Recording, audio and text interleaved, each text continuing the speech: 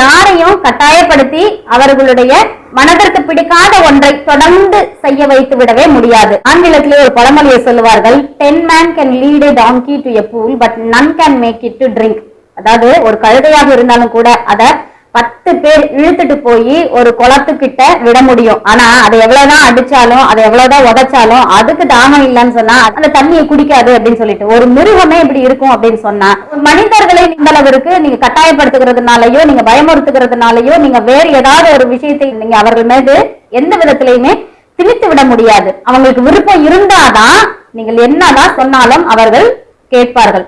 ஒரு சில பேர் இப்படி சொல்கிறதை நான் கேட்டிருக்கிறேன். எங்க வீட்டுல என்னை அடிச்சு உதைச்சு ரொம்ப கட்டாயப்படுத்தி நீ இதை செய்தே ஆகணும், இது நம்மளுடைய பாரம்பரியம், நீங்க வரணும் அப்படி எல்லாம் கம்பல் பண்ணி என்னை இழுத்துட்டு போவாங்க. ஆனா என்னுடைய மனதிற்குள்ளே நான் ஆகார கடவுளா வணங்குறேன் அப்படின்னு சொல்லிட்டு இவர்கள் எப்படி என்ன கண்ட்ரோல் பண்ண முடியும் அப்படின்னு சொல்லிட்டு கேட்பாங்க. நான் அங்க போயும் நான் எனக்கு பிடித்த ஒரு கடவுளை தான் மனதிற்குள்ளே நினைத்து கொண்டு வணங்குகிறேன் அப்படின்னு சொல்லிட்டு.